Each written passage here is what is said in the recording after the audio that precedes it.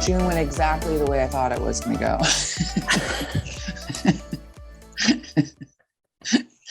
Was and I'm glad it's over. Devin, after she told me, she goes, I talked to Gina, and she goes, she's like, I can't believe she's traveling so much. I know. I told her, I was like, yeah. I was like, it really pisses me off. I know. You're like, anytime it's like, well, let's, I know I need to come out there, but every time we talk about travel, you're like, I just can't afford it. And all of a sudden it's like, you're like, I'm going to New Orleans. I'm going to San Diego. I'm going to Tahoe. I know. It really makes me sound like I'm full of shit. I know. I know. Oh, you do? Oh, you know the owner. I know. Believe me. I'm just glad that that it's over. That sounds so mean. For like a week. It'll be over for like a week. No, Travel. I'm not going. Yeah, I'm not going anywhere. I don't think until Bali. I can't. Help me. Hello. Just a fucking shell of myself. Gina's at home, just like, she just is tired. And then Daniel or Marcus or anyone comes over and is like, all right, hey, we're going to go here. And she's like, okay. They're just like making her. All right, here we go. Grab her. Let's go. Grab her. Let's go. Oh man. Yeah, it was super fun. It was fun. But how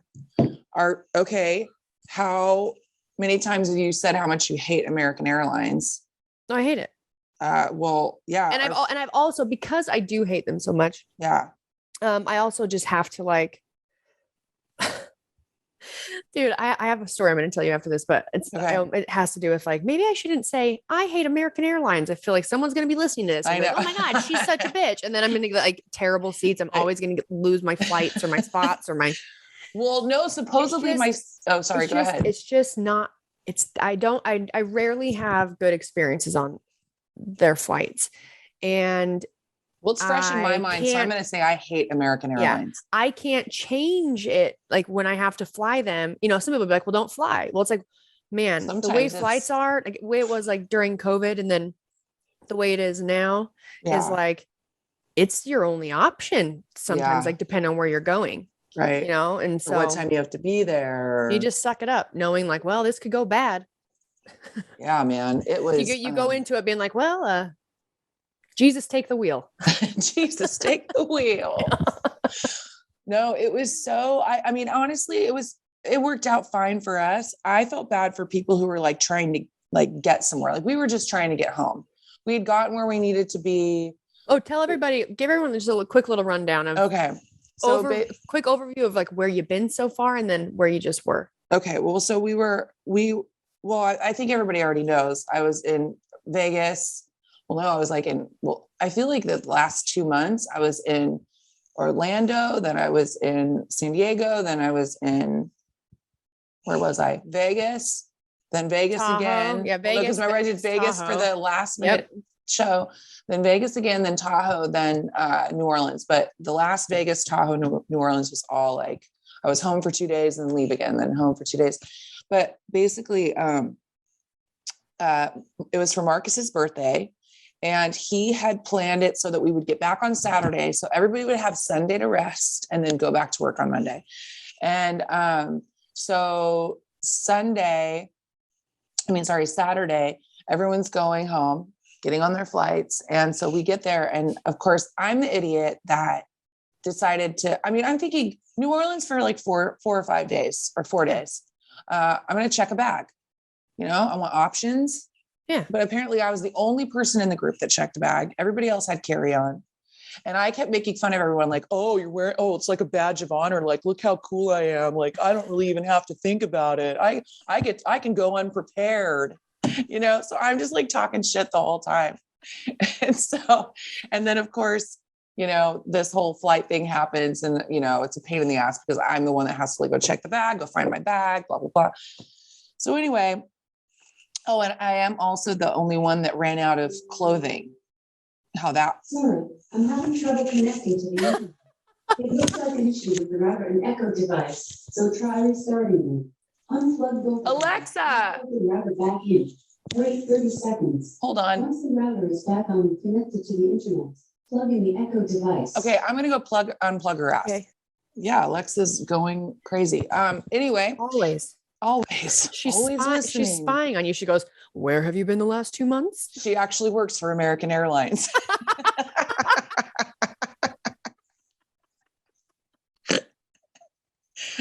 she's like, you said what? I'm turning off your internet. I'm turning everything off. Turning everything off. Oh my God. Anyway, I can't remember where I left off. Dude, I feel like that might be our future. The way the world is, like all of a sudden, just like you say something wrong, and all of a sudden it's like you're put in like timeout, and you're like your lights turn off, and like maybe big like metal. Your house turns like into like a bunker. Yeah. You're just like, fuck. You will not leave until you say you're sorry. Take back everything you said. But yeah, anyway, I'm the only person that ran out of clothing, which everybody was making fun of me. But it's because I was like lending clothing and shit. So anyway. Oh, you 100% were lending clothing. I know who went. Yeah. So anyway, so we get there, and so Marcus is standing with me, and I'm going to go check my bag. And all of a sudden, all hell breaks loose. I mean, he gets an alert. We were supposed to fly out at 2:00. We had a connecting flight in Dallas. Our flight got pushed back to like 6:45. So we were not going to make our connecting flights. And we were like, well, okay, we'll just stay in this line. Luckily, we were already in line. Because all of a sudden, like hordes of people are like getting in line because they're all getting alerts, not just for our flight. There were like canceled flights, all this stuff.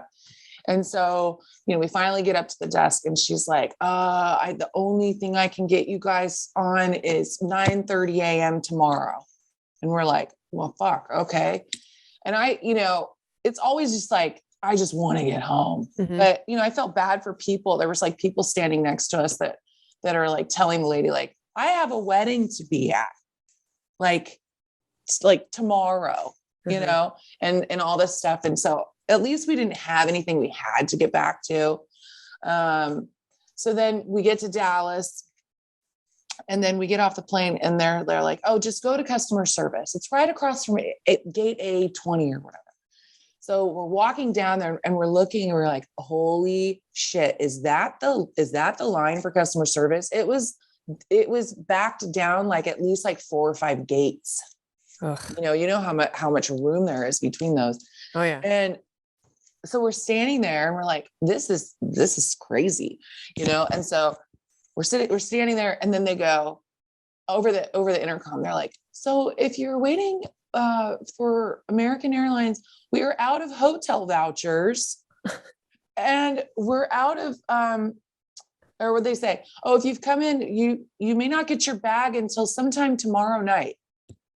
And everyone's like, what the, so that's like an uproar. So we all just collectively decide, I'm going to go see if my bag's here, and we're just going to get a hotel and then deal with it on the phone later. So we go and do that. We luckily find a hotel. Then we go downstairs, and Daniel and Marcus had talked to the customer service downstairs, which they could totally help us. Mm-hmm. So they give us these vouchers. They're worth $12 mm-hmm. for meals, $12. And then the hotel was going to be like $100. Well, how many hotels out there for $100 a night? There aren't.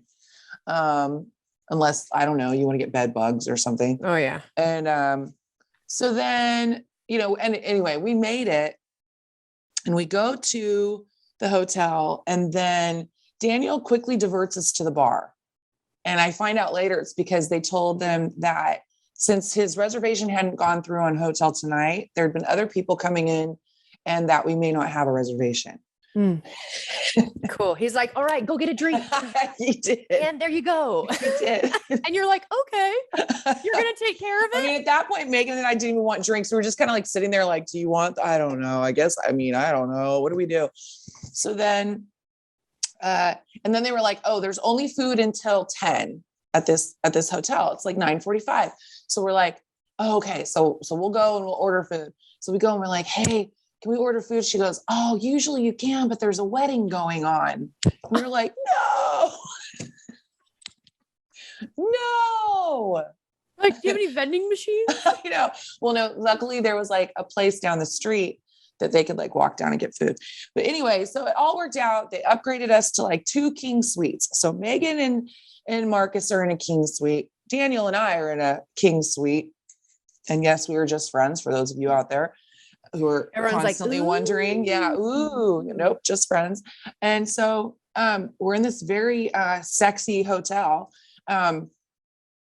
Then they go and get Indian food. I have never had Indian food. And I talk about it all the time. I've had like samosas, but like not actual like Indian food. Yeah. Like from very an Indian good restaurant. Yeah. And that's all I keep hearing. So they walk down to this Indian food place, come back. We're all eating food. I'm like, wow, this is really good. It's real spicy. I love spicy. How's your butthole? Funny You're story. getting to that point? Okay. I'm excited. Funny story. Yeah, I mean, it's Russian roulette. Yeah, it was. And, we've always joked about that. Yeah. I've always joked about it, but we go to bed. Daniel is out. You're already laughing, Daniel is out. Thank God. And so it's like, I don't know, like 1 a.m. and I'm like, oh dude, my stomach hurts really bad. So I go in the bathroom. Well, the way that this hotel is set up is that it's got one of those stupid barn doors. Yeah. And it has a gap in it. Mm-hmm. So like if I've got the light on in the bathroom, I'm literally staring right down to Daniel's face sleeping on the pillow. Yeah. Like the way it is. And then at the end of the bathroom is a sexy shower. So it's like, it's like an opaque window. Mm-hmm. Right. So, I'm like, oh no. So,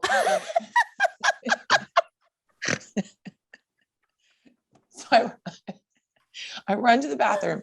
I don't turn the light on because I don't want him to see me. Yeah. There's no sound control. Yep. All I can say is the sounds that were coming out of me. I sounded like a 10-piece band. Like there was just, it was fuck. That is so funny. I mean, I'm 52 years old. I've taken sounded like a 10-piece band. I did. I was like, it was really so it was dude, it was I mean, like we've told a lot of shit stories on this podcast, unfortunately for the rest of you. And I'm gonna say I've taken a lot of dumps by the time I'm 52. Yeah. This was the craziest thing that's ever happened to me to date. Were you just full of a lot of air too? So it's like a lot of farts. It was air between. I mean, I don't want to go into too much detail. There was just a lot going on, a lot of explosion, a lot of waiting. Anyway, it was like a big band. It was, like I said, yeah, it was like there was just a lot. And the whole time I just kept saying to myself, like, oh my God. Like, oh my God. Oh my God. Like, and so like we've always talked about like burning butthole. My butthole has never burned that bad, ever. I felt like somebody just fed my butthole like ghost pepper sauce or something. It was just horrible. And I'm in this like hotel room, and thank God it was a friend and not like on a date or something, but still it's not like, I'm not like a big, like you and I talk about it, but I don't know. Anyway, it was very embarrassing, and I have the light off and I don't want to turn the light on because I'm afraid it's going to wake him up. So I don't know what kind of mess is back there. Mm-hmm. So I'm trying to like put my cell phone light, my cell phone flashlight to the back of me up in the mirror to see like if like, I don't know if it's on, you're trying to wipe. God, it was just a mess. I felt like an infant had just had a blowout. I was going to say. It was so bad. You're like, I don't know if it's up my back. I don't know. I'm checking the my toilet. My hair was down. I don't know if I rubbed it in it. It was so nasty. God, it was so disgusting. So did Daniel hear you? Or did he wake up? He did not. He didn't wake up, thank God. And so then, and I'm like wearing like these white pants. I just kept like imagining myself like waking up with just like a skid mark up the back of me. Mhm. I really did feel like Ben Stiller in Along Came Polly. Yes. I felt it was like, that's all I kept thinking about.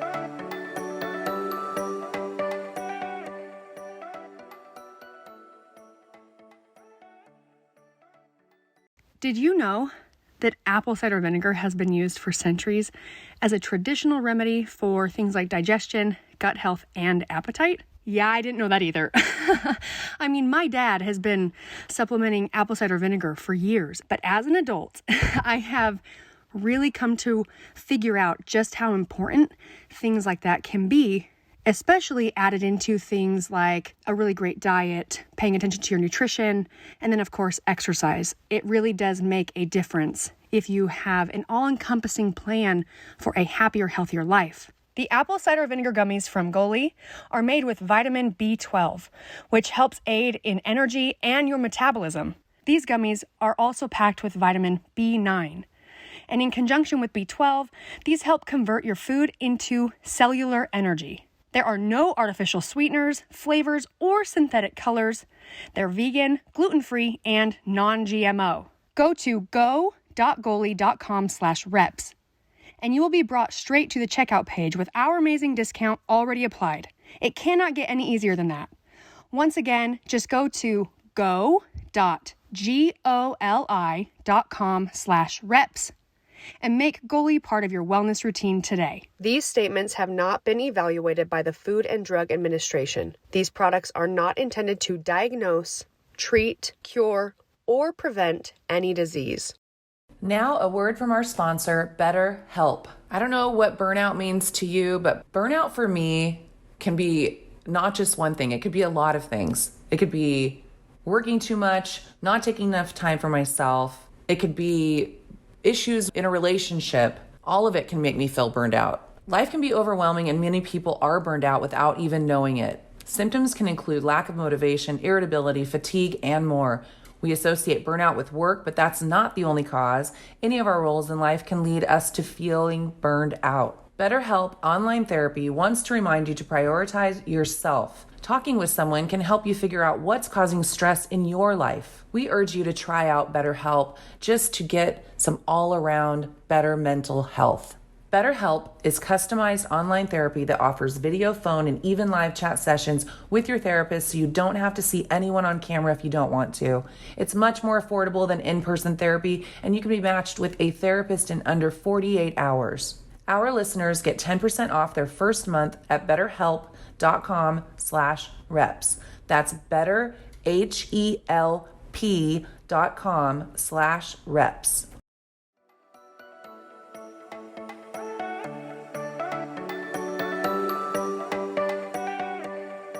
And so, I'm like making sure the bathroom's all cleaned up. I'm making sure I'm cleaned up.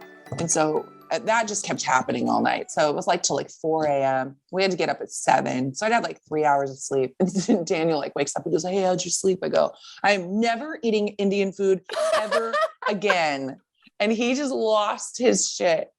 He could not stop laughing. Oh my God. He's like, "What happened?" I was like, "Thank God you didn't hear me. Oh my God, I had the camera and I didn't want to wait."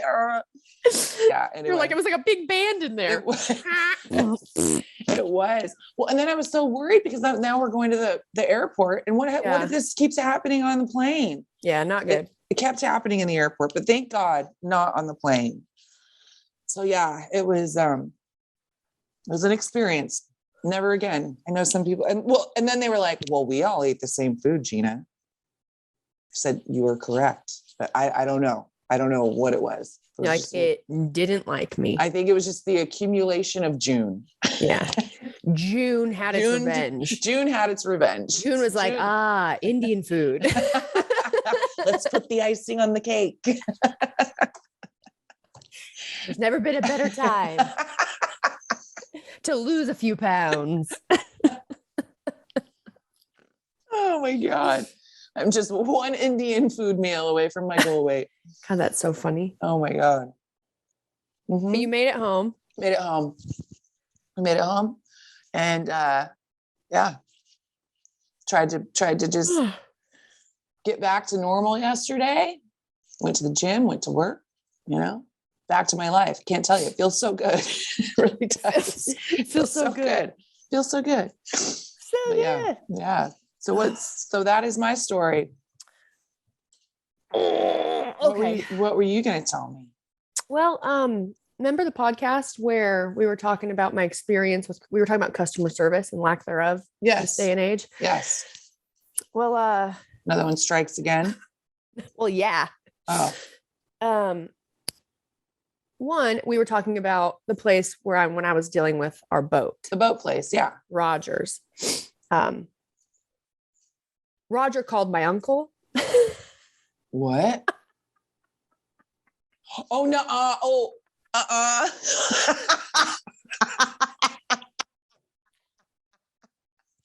I know what you're going to say. Shut Dude. up. Somebody heard the podcast and told him? Yeah. So, Roger, obviously, I don't really know much about it because my family knows freaking everybody. Oh, you got yourself in trouble, huh? Well, actually, I didn't get in trouble because I was just being honest, but I was immediately worried. I was coming downstairs and my dad walks in and he like starts talking to me, like asking some sort of questions that like immediately, I can't remember exactly what he said, but at a certain point it got to something podcast. And I was like, it happened again. Dude, my heartbeat was in my toenails. I was like, I could feel it in the top of my head. I could feel my hair growing. I was like immediately stressed, like, oh, fuck. Are you in trouble, Dad?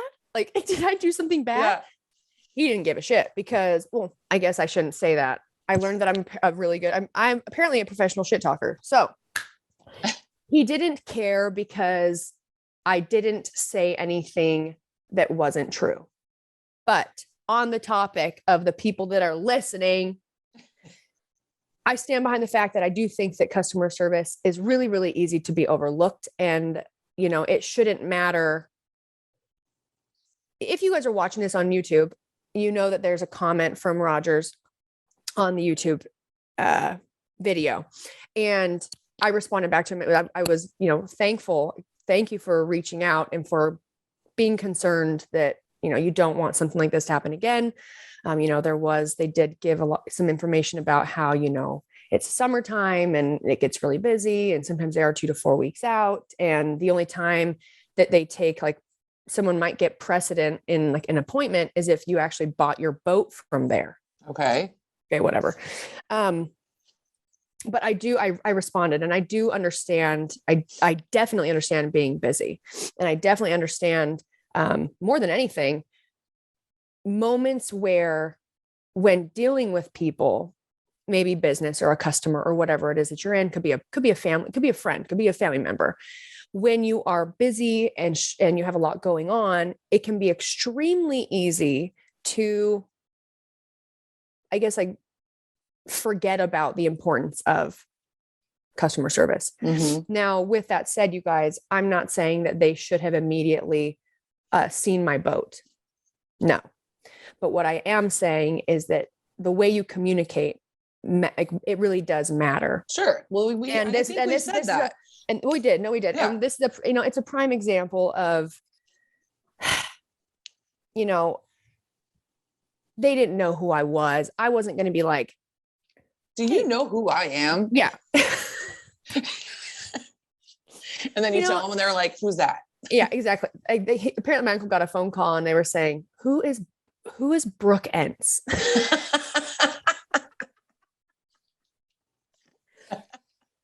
But so one thing I do want to say on the podcast is I do stand behind the fact that I think that customer service is very important. I was never expecting that. I would have never expected them expecting special treatment. Yes, I would have never expected them to drop everything to like get my boat in. No, all I asked for is if they could just take a look at it because we didn't know what was going on and it was going to cost me a bunch of money to, rent a boat and go down that rabbit hole. Now, and the only reason I really thought, they would be like, yeah, bring it by. We'll have someone look at it. Because in my mind, and obviously this is probably a pitfall, but in my mind, I assumed, or at least I thought if it were me, you might say like, bring it by, we'll take a quick look at it. But depending on, if we're able to find anything, we may need to schedule may have to schedule an appointment, but we don't have anything open until XYZ. Right. But it was just like cut and dry, no openings, and so it 2 hour out. Yeah. So it sucked. But I do want to say I appreciate Rogers reaching out, and I'm not sorry for being honest about my experience. However, I can self-reflect and realize, everyone has moments where when you're stressed or busy or dealing with something, we might forget the importance of how we communicate to somebody, especially being someone who is a consumer of a product you have, whether it's you're a personal trainer, or you're working on boats, or right. you are, I don't know, working in the drive-through at Taco Bell. I said Taco Bell because Gina loves Taco Bell. I do love Taco Bell. But yes, if you guys are get your boat worked on at Rogers, you don't need to stop taking your boat to Rogers. Okay. And honestly, we're not trying to put anybody out of business. No. And I do believe though, that even though it may have not been great to hear, I think any business or business owner wants to know, when things need to be tightened up. Absolutely. For experiences for not only the employees there, but for the customers. And nothing about me, sharing my frustrations or experience was in a way to only, talk poorly about my experience because I didn't get what I wanted. It's not that at all. I think that everyone deserves really good customer service. And because of my mom worked in, I was a waitress too, but my mom loved serving, and she was always in, always had jobs like that. And she owned her own bagel store. And so she's working with customers all the time. And my dad doing construction. I've just been around it a lot. And it sucks to even have my parents experience like poor customer service where they go somewhere where it just never used to be like that. So I think that it's important that people, if you hear it or, have someone else give you a review or something about what's going on. And I also am taking this advice for myself, it's, you don't immediately dismiss it because it makes you upset. If there's gotta be some sort of truth in there. Obviously everyone has different experiences, but if you're in the business of serving some sort of service, well, you want people to have, you want them to come back, and you want people to have positive word of mouth. You want them to share positive experiences to bring you more customers. And it seems so easy, but it really can be tough if you just have a human moment where you don't think about, customer service constantly, especially if you got like a million things on the book. So you're super busy, and maybe tons of people have just been asking things of you over and over and over again. And you're just kind of at your wit's end of having someone else ask you for something. And I understand that. But again, it's just part of the business. If you want to have good customer service, you want your customers to have a good experience, you just have to, think about those things more often. Yep. Yeah. And I'm not saying it's easy. I am saying people are human, and we have human experiences, and we get emotional, and we get busy, and we get stressed. So not mad about it. I appreciate you reaching out, Rogers, and anyone who goes to Rogers, keep going to Rogers, because if anything, I may have just solved the problem for you.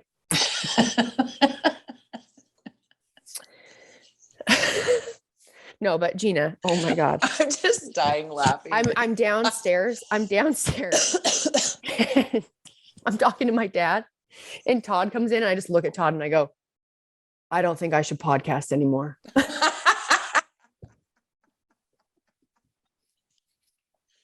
The thing is that there's no way that you can be honest about something and not upset some people. I know. And hopefully, I think we've talked about it on here before. Our goal is literally to not upset people. And from what I was, it's not to hurt people, but it's to be honest. Yes. Todd told me, you're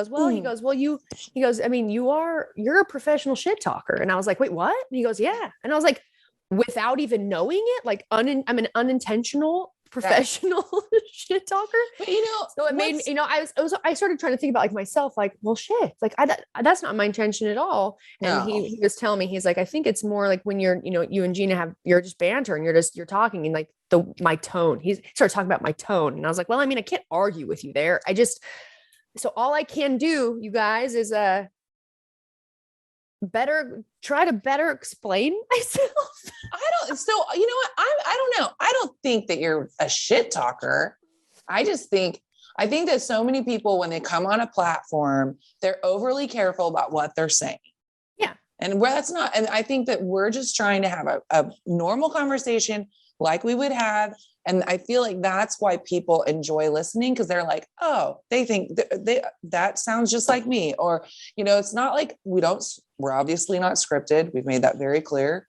Yeah. You listen to us and we're unscripted.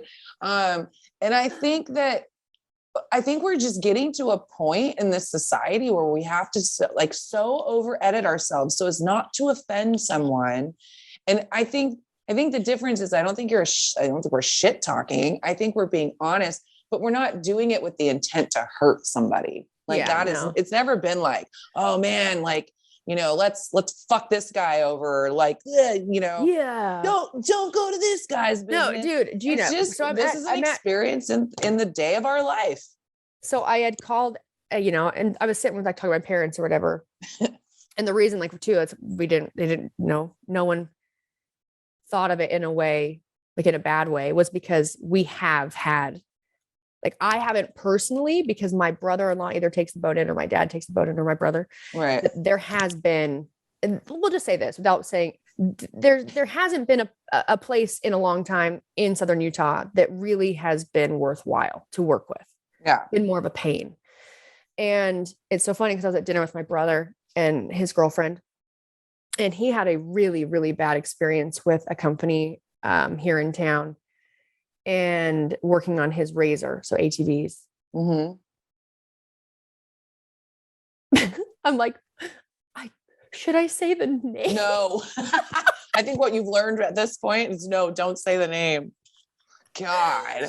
I almost want to though, because this company really did screw Cody over. I mean, wow. And there's no way. They basically blew up his razor. They worked on it. He had already put in oil in it. They went in to work on it. Someone emptied the oil, didn't refill it.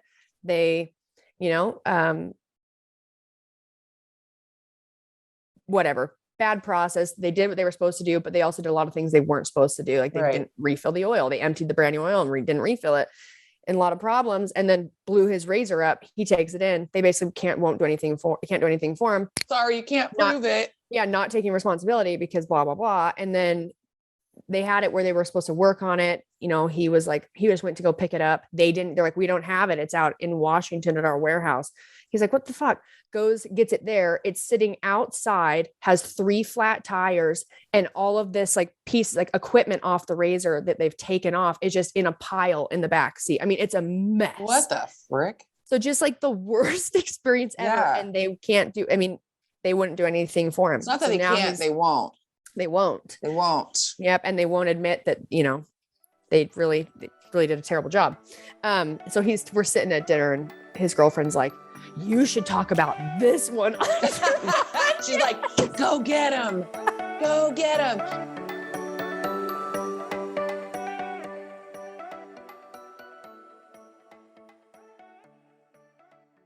Friends, the folks at Bioptimizers have done it again. They've just released their new and improved formula for Magnesium Breakthrough, the most powerful magnesium supplement on the market today. This product was already amazing, but Bioptimizers has continued to research and improve it.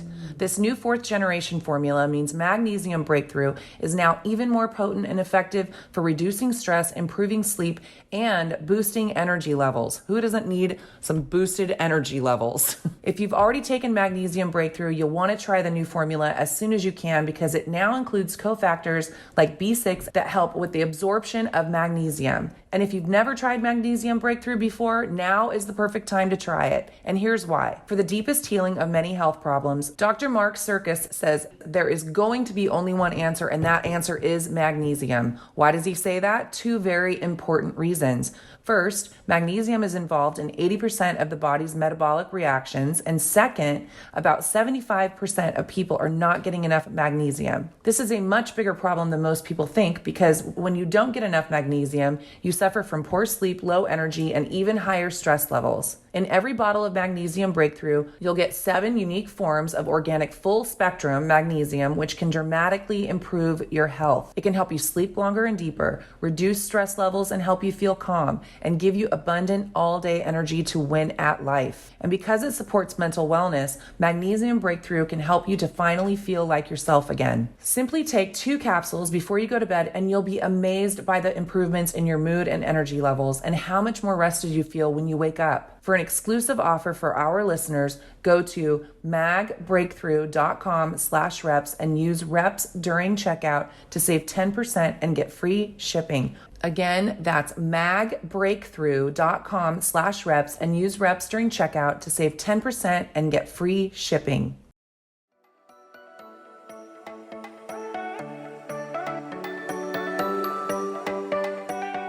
Well, no, it's true though. It's so true. Like my sister, like, so, I work with Michaela and my daughter, Kylie. So my sister and my daughter, and like, we're up in the accounting office and we're constantly like hearing there's like, so like we constantly are saying accountability. Nobody takes accountability anymore.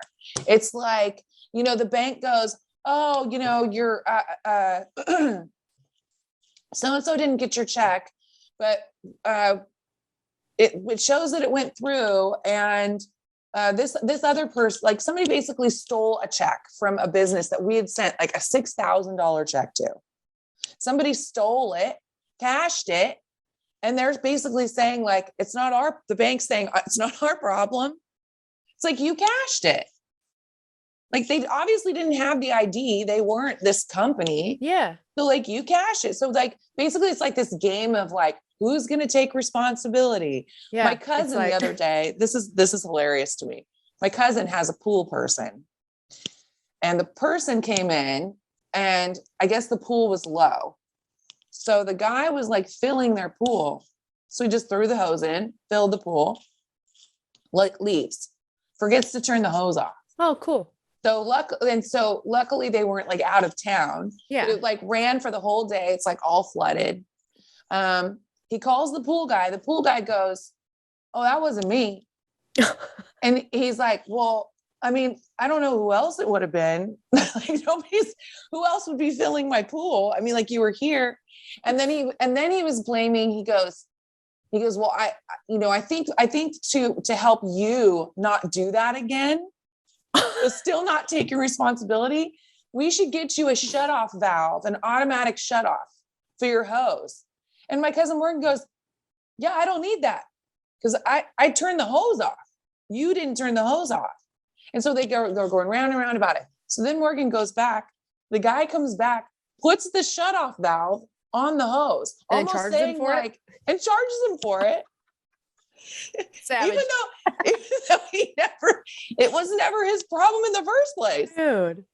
And he's like, dude, what the fuck? And so finally they're going back and forth. And finally, the guy, he has to call like the water district. Like, I mean, you're going to charge me for all this water. Da, da, da. Finally, the guy admits to it and basically says like, well, like, I didn't, because Morgan was like, dude, I just want you to admit to it and like maybe pay for like half the water, like, I'm not trying to like take away your business. But I think it's got to the point, excuse me, as I'm like, it's gotten to the point where people feel so liable for things. And it's almost like they're like, I can't afford that. Like the pool guy, I think, was thinking like, oh my God, it's going to be like this gazillion-dollar bill and I can't afford that. So guess what I'm going to do? I'm just going to say I didn't do it. Yeah. It wasn't me. Yeah, it wasn't me. So yeah, it's definitely like an accountability problem. It's like nobody wants to admit to anything because then they got to pay for it. Yeah. And they should pay for it. Yeah. And the reality is this. They're a mistake. When you have a business and you have employees, just because especially as like a business grows, right? And it gets a little bit more popular and you have more people coming in, it's like the attention to like detail or like, sure, it can get lost and it can get a little lost or a little the water gets a little bit dirty, and that's just normal. That's why people that end up not doing a good job, they go in for their like review interview and they're like, man, we got to let you go. You know, I get it's okay. It's okay for, when someone has a poor experience at a business or wherever they are, it sucks.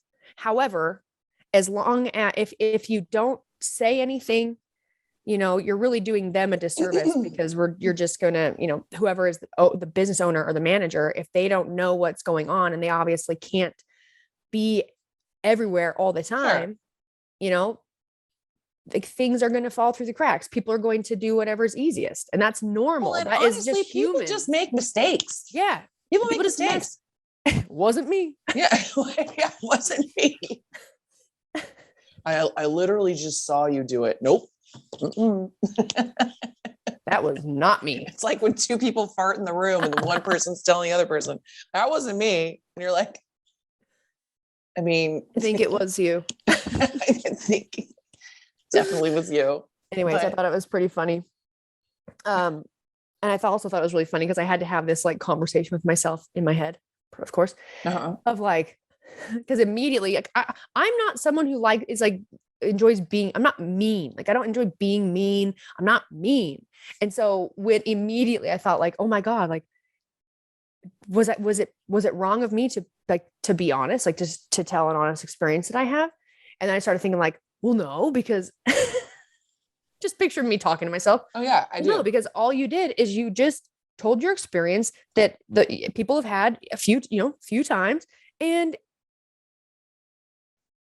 I should, and you shouldn't have to like keep it in because it might hurt someone's feelings, because then you don't solve any problems. Like that right there is an issue. That right there in business or working with people is such an issue for us to stay in a state where like you have to be so careful to not upset anybody. Like how can anyone get better, or how can you make changes? Like if we're talking like company, if you're constantly just never trying to like, hold people accountable for what they did or give them feedback because we should all be wanting to be better or having improvement. If we don't do that because we're so scared of offending or upsetting or really saying something, because then it's like, well, what if that person gets upset and then they go and, try to like, get me fired because I offended them. Like there's all kinds of, things that could be going on. Right. And that sucks. If we want to be better, and no one can be great from the beginning. No one knows what they're doing from the beginning. Like it takes trial and error and practice and learning. And, so that's just normal. But I think that's the lesson though, too. It's like, well, if I'm willing to say something, then I have to be willing to deal with the confrontation or the, it's not even a repercussion, because it's not like something happened back. But maybe a repercussion. I've thought about it. I'm like, what if I just like went into Rogers? Why would you go there? Well, because I've had all these thoughts, right? Of like me going back and forth of like almost feeling bad, but then not feeling bad because, if it didn't necessarily needed to be said on my podcast, but it's my podcast and we're talking about customer service and how sometimes it sucks. And that right there is what people deal with all the time. But I, went back and forth of like, well, maybe what if I go in there and be like, hey, I think sorry. But I'm like, and I was visualizing myself like walking in and people being like, it's just giving me like evil stares. They just have like, I don't know, posters up with you with like the eyes scratched out or something. Big like anti-signs. Yeah. Oh man. I love it. Anyways. I love a good oopsie daisy. Yo, man, we got some oopsies. Oh, they're the best. All right. Yeah. Oopsie daisy. Oopsie daisy. Well, I am off to I'm going to Lehigh, Utah. So not all the way into Salt Lake. I'm heading up there to do some tactical training. Tactical, okay. Like rolling and stuff. Tactical shooting. Shooting. Okay. Yep. I have not. I don't know why I thought of rolling. Oh, I'm not- like somersaults? Oh, tactical rolling. Ooh. Yeah, tactical rolling. Just out of the car. All right, and go. And- Just practicing like quick escapes. yeah. I am. It's like I don't even know how to say it because what I want to say is I'm getting into, but I don't know if I'm necessarily getting into the tactical games. I would like to, but I am actually I'm just really interested, and I think it is it's an interest of mine to to become a really great marksman and be very, be tactical. I like that kind of stuff. I like the feeling of just being able to have more skills that I'm able to, it empowers me to be able to protect myself and just like be tactical and like, I don't know, learn a lot of those things that you don't learn unless you are in the military or you go through, things like training, some sort of training camps or things in that industry. So I'm very excited about it. And I don't know when, but I'm sure I do see myself competing in the tactical games at some point. I don't know when because listen. Well, you got to see how tactical you are first. Yeah, I'm not trying to. Where do I range on the tactical scale? Yeah, the way in my mind it works is like I've done the competition stuff. It is fun, but that's not why I'm doing it. So I plan on training and preparing for it as if I were getting ready for a competition to go and compete in the tactical games.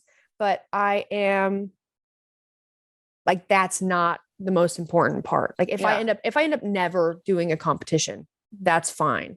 Because what I'm interested in is the fitness side of it. So the tactical games, you guys, it is fitness and it's like functional fitness and shooting.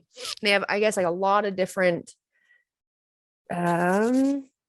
categories or things you can compete in. But it's a lot of, it's like you have to wear tactical vests. So do you remember when we did Murph and I had my weight vest? Yeah. So it's like that. So you have to wear tactical vests. Women have to have 12 pounds in it. Men have 15 or something like that. And you wear these, you have all your gear on the whole time. There's running, there's sled pulling, there's heavy like sandbag carrying. So it's a lot of physical, more like, I think like grunt work, or like strongman type stuff, but like things that you would be faced with potentially in a sort of tactical situation, right? If someone a lot of people who compete in it are post-military, which is, it's kind of like CrossFit. It's a really cool outlet for someone to have the opportunity to continue to just train and work on those skills that, you come back from, I don't know, spending so many years in the military. A lot of people like that tend to like gravitate towards things like CrossFit because it has that competitive edge. You're pushing your body to a limit that like is, it's really painful and uncomfortable, but it's like addictive. And so I don't know much about it. I actually haven't gone and done anything that is like, resembles one of their events, but I'm just focusing on training some gun skills first. And hey, you guys, those of you that like, you're not for guns, like, don't come at me. Okay.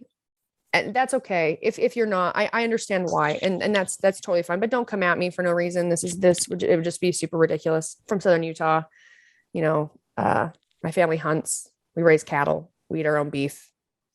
Yeah. So, so drop it. Well, I'm just, I never really say that, but and if you choose to still come at me, okay, that's all right. I don't really read the comments. So, but yeah, I'm excited. What I'm the most excited about is after a really rough year, it's like, I haven't really had anything that it makes me feel like motivated to do something. Yeah. So, and I think a lot of people, we talk about it, it's like fitness, like going to the gym. For most people, I feel like it's such a moment. It's like me time, right? They go, they kind of like shut their mind off. They leave all their work at the door, whatever. Well, when that was your job for a long time, it just doesn't feel the same. Right. And for me, it's too, if I'm not competing in CrossFit, it's the way I'm motivated, it just makes it a little bit more difficult for me to really want to kill myself, especially when I'm dealing with a lot of, hormonal stuff, things where like my body's really extra sore and I don't recover super well. Which makes it even harder for me mentally to try and get in there and get work done and get good work done. And so I've noticed with the idea of me getting, potentially getting into the tactical games, I feel really excited about it. And yeah, you have something to look forward to. It's not like it's not big like the CrossFit games. It's like, I'm not looking for that. Yeah. The idea of like getting in and like it has the whole fitness aspect and like really hard stuff, but then also skills and just something to challenge me and me to like, that is exciting. So I'm excited because I'm actually have like this like motivation or a goal to work on. And I haven't really, I've been more, I don't know, depressed and melancholy. So yeah. I'm excited for you. But you don't want to see my feet. Oh, that toe is still bad. Yeah. Yeah. I tried to drop it like it was hot on the dance floor. Just I knocked myself out. You're like, hey guys, watch this. I did. They said the woman with drinks was behind me, just kind of went like, oh God, is she okay? You're like, yeah, I'm fine. Yeah. Well, I couldn't wear heels. So I had my combat boots on or my Doc Martens. Yeah. Because it kind of holds my foot in. And I was like, oh, this seems like a good idea. Real wide legs. Oh, like a daddy extra, long leg. Yeah. Real extra weird. Oh, yeah. Just dropped it and just went, whoop. Sam just nonchalantly just comes over, just picks me up. Well, so cool. Yeah, so cool. He's the coolest. He's the coolest. All right, guys. Well, thank you so much for listening. Don't forget to rate, review, subscribe, 5-star rating, 5-star warning, and we'll get back to you. We'll get back to you next week. We'll see you next week. Yeah. Bye.